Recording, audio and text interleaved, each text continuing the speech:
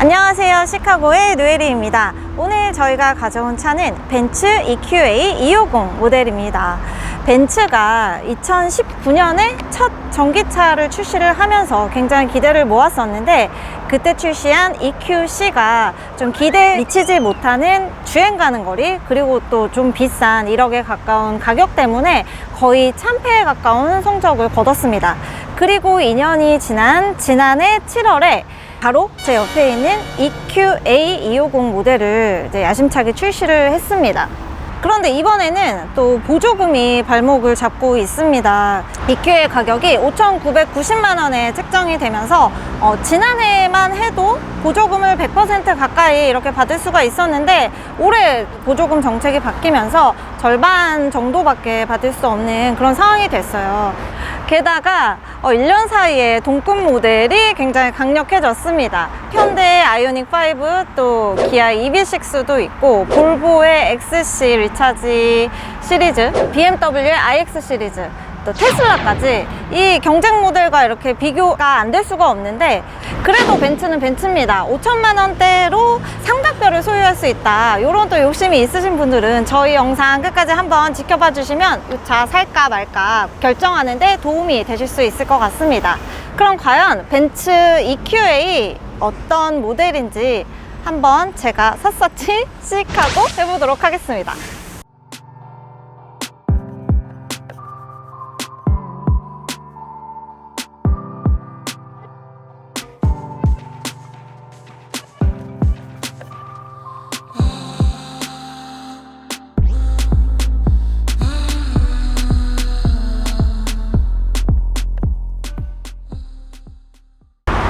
먼저 전면부부터 살펴보겠습니다. 아시다시피 이 EQA 모델은 벤츠의 플래그십 컴팩트 SUV 모델인 GLA에서 파워트레인만 전기로 바꾼 그런 모델입니다. 그렇기 때문에 좀 외관은 GLA와 굉장히 닮아 있습니다. 전기차이기 때문에 그릴은 따로 없고요. 이 블랙 패널에 라디에이터가 좀 이렇게 들어가 있어요. 굉장히 고급스럽고 광섬유의 스트랩이 이렇게 두 줄로 들어가 있습니다.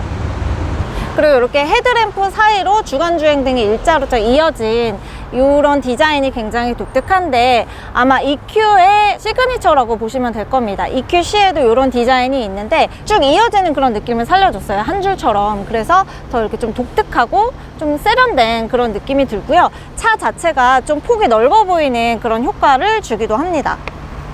엔진룸도 한번 열어봤습니다. 자동차 브랜드들이 이제 전기차를 속속 이제 만들면서 전기차 전용 플랫폼을 개발을 많이 했습니다. 현대에는 GEMP 플랫폼이 또 전기 전용 플랫폼이고, 또 폭스바겐에도 MEB 플랫폼을 또 개발을 해서 전기 전용 차로 이렇게 만들고 있는데, 이 모델은 내연기관차 모델의 파워트레인만 전기로 바꿨기 때문에 따로 프렁크는 마련이 되어 있지 않은 모습입니다. 대신에 전기 파워트레인에서 필수적인 부분을 구성하는 1단 변속기의 기어 내 미세 구조를 개선해서 부드럽게 작동할 수 있도록 했고요. 또 배터리 팩을 여러 곳에 분리해서 배치해서 또 전기차 특유의 주행음이 들리지 않게끔 설계했습니다. 측면부도 한번 살펴보겠습니다. GLA와 크게 다른 점이 없는 모습이고요. 차량 하단으로 갈수록 좀 쿠페를 연상케 하는 그런 윈도우 라인이 좀 인상적입니다. 그리고 조수석 이쪽 하단에 보면 이렇게 충전구가 마련이 되어 있고요. 그 초고속 충전 시스템이 장착이 되어 있습니다. 그래서 10%에서 80%까지 30분 정도면 그 완충이 가능하다고 합니다. 그리고 이 휠은 18인치 휠이고요. 알로이 휠이 적용이 되어 있고, 기본형이 아니고 이게 AMG 플러스 패키지다 보니 이 휠의 디자인도 조금 다르다는 점 알아두시면 되겠습니다. 후면부도 한번 살펴보겠습니다. 전면부와 마찬가지로 이 테일램프가 일자로 이렇게 이어진 모습이 굉장히 깔끔하고 세련됐다, 이렇게 저는 보입니다. 그리고 전기차이지만 약간 머플러 느낌이 나도록 이렇게 홈도 파놨어요. 그래서 좀 이질감이 없게끔 그렇게 디자인이 되어 있다고 보시면 되고, 이렇게 삼각별이 들어가 있는데 여기에 후방 카메라가 달려 있습니다. 그리고 삼각별을 누르면 트렁크가 열립니다. 굉장히 특이하네요. 지금 이 적재 공간은 사실은 그렇게 크지는 않습니다. 340리터 정도 들어가는 그런 트렁크 공간이고요.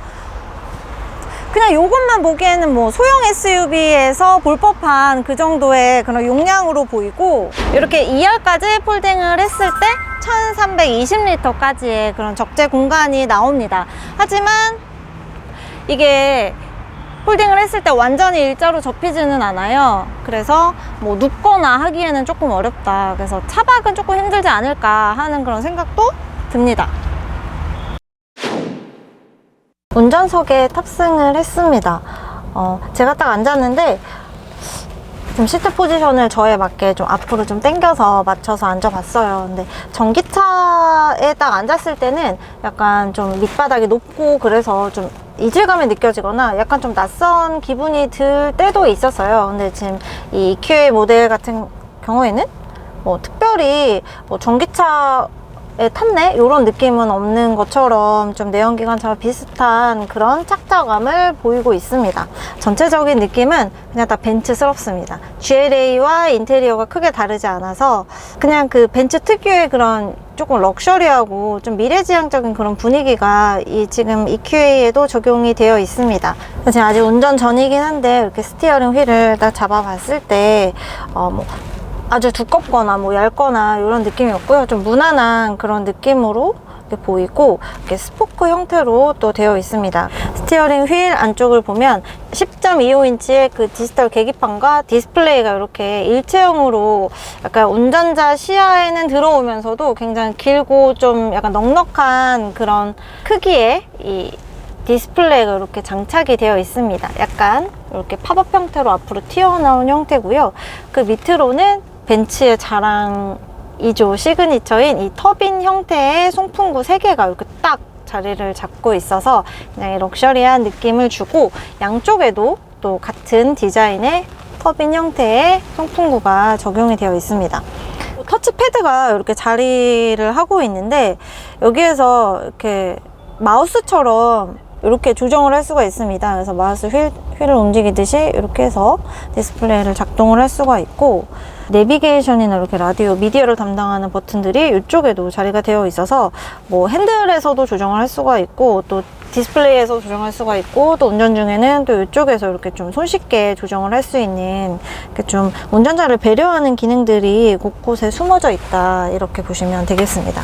에 보면 이 형태의 백라이트가 굉장히 예쁘게 들어가 있어요. 그래서 이것도 좀 미래지향적인 느낌이 좀 많이 들고, 이쪽 그 운전석이나 보조석에도 똑같은 디자인이 이렇게 적용이 되어 있어서, 그리고 이 라이트도 지금 색상은 아마 조정이 가능할 것으로 보입니다. 그래서 이렇게 좀 파란색으로 들어가 있는데요. 이것도 야간에 보면 굉장히 예쁠 것 같다, 이런 생각이 들고, 아까 탈 때 봤는데 또 웰컴 라이트도 굉장히, 이건 하차감 할 때도 굉장히 중요하잖아요. 그래서 웰컴 라이트도 예쁘게 이렇게 들어가 있다는 점, 타고 내릴 때 그리고 주행하면서 운전자를 항상 기분 좋게 해줍니다. 그게 또 벤츠만의 굉장한 장점이 아닐까 하는 생각이 드네요. 2열에 탑승을 해봤습니다. 넉넉한 그런 공간감이 저는 굉장히 인상 깊습니다. 지금 제가 앉았을 때 주먹이 2개 이상 들어가요. 레그룸도 이렇게 약간 뒤로 지금 시트 포지션을 맞춰놨는데 운전석을 그래도 2개 이상 들어가는 지금 모습입니다. 사실은 지금 문제점이 제가 딱 앉았을 때 뭔가 어색해요. 그 이유가 아마 이렇게 배터리 팩이 밑에 좀 깔려 있어서 하단이 좀 높이 올라와서 그러지 않나 라는 생각이 듭니다. 그래서 앉았을 때 이렇게 좀 편안한 느낌은 없고, 이렇게 좀 허벅지가 약간 뜨는, 이 시트와 조금 뜨는 그런 현상이 좀 보여요.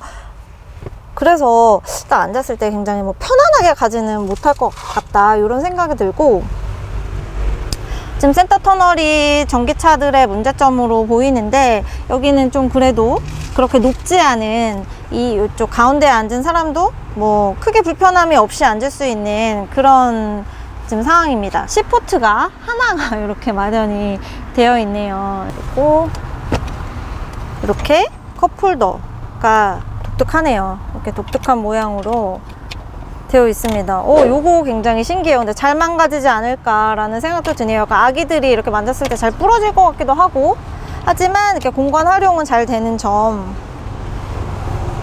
보실 수 있습니다. 자, 이제 주행을 한번 시작을 해 보겠습니다.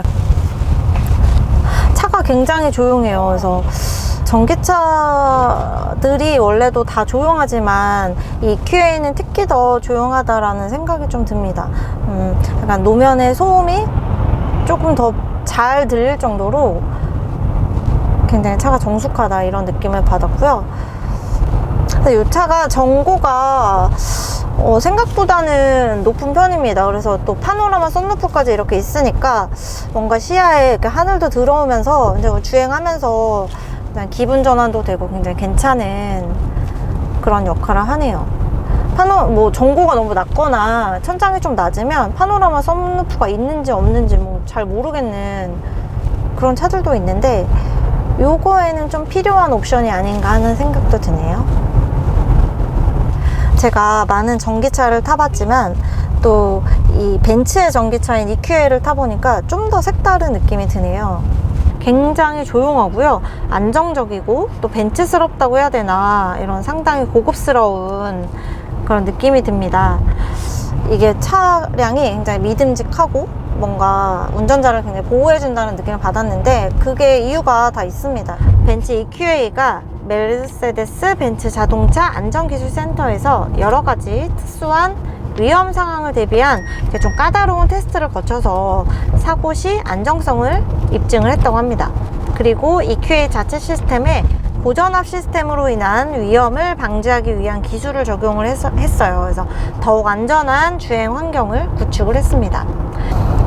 이 벤츠 EQA 250 모델은 단일 트림으로 출시가 됐습니다. 그래서 5,990만 원으로 책정이 됐어요. 그래서 작년만 해도 보조금을 100%까지 받을 수 있는 그런 가격이었는데, 올해는 이제 그렇지 못하다는 점이 굉장히 안타깝다, 이런 생각이 들고, 패키지가 조금 조건이 다릅니다. 그래서 AMG 패키지라고 해서 그 AMG 패키지는 500만 원을 추가하면 되고요.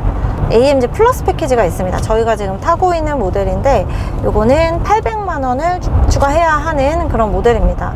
그러면은 아마 AMG 플러스 가격이 5,990만 원, 6천만 원이 안 되는 가격에서 이제 훌쩍 조금 가격이 뛰는 그런 모델인데, 굉장히 또 이 패키지가 갖고 있는 게 많아요. 이 파노라마 썬루프, 그리고 또 통풍 열선 시트가 다 들어가고요.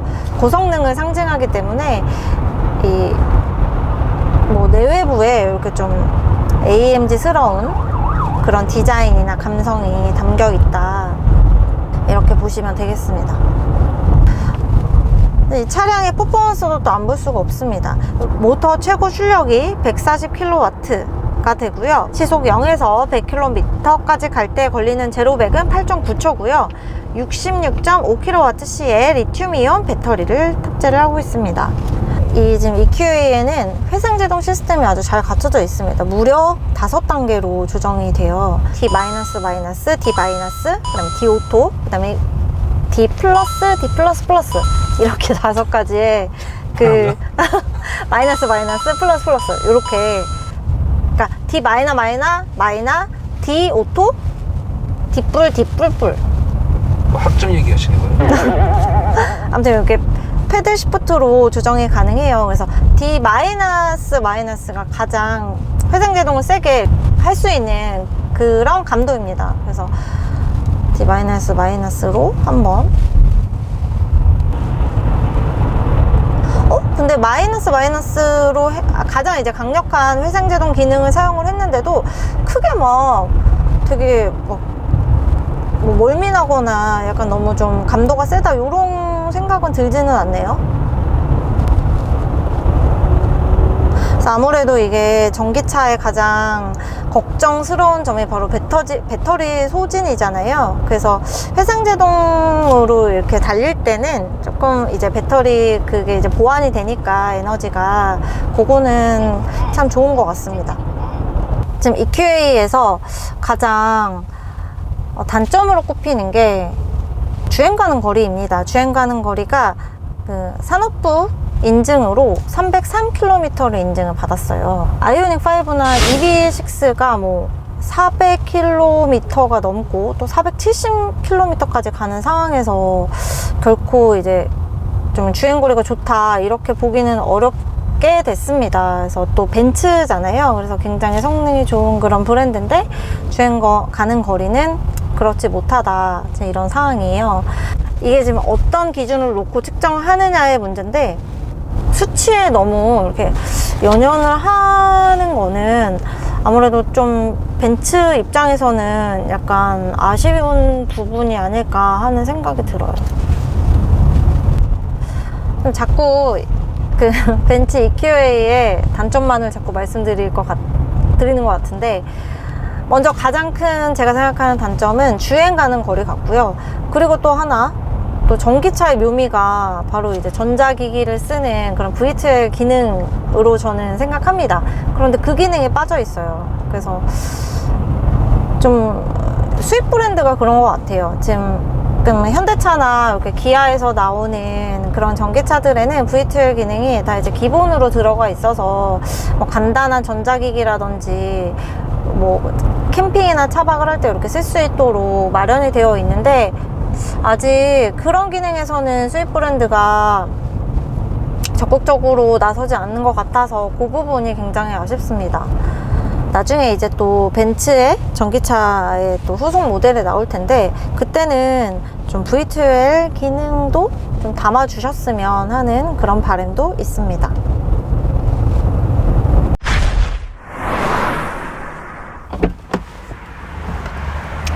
네, 지금까지 벤츠 EQA 250 한번 저와 함께 시승해 봤습니다. 제가 타보니까요, 좀 저평가되지 않았나 싶을 정도로 굉장히 차가 멋지고 괜찮았다, 이런 생각이 저는 들었습니다. 6천만 원대 혹은 5천만 원대의 금액으로 삼각별의 로망을 이루고 싶다면 한번 EQA 250 모델도 고려를 해보셔도 좋을 것 같다, 저는 이렇게 추천을 드리고요. 저희 영상이 여러분들 선택에 도움이 됐다면 좋아요와 구독 꼭 좀 부탁드리겠습니다. 타보고 싶은 차량이 있다면 언제든지 댓글로 남겨주시면 저 노혜리가 씩 하고 하겠습니다. 안녕.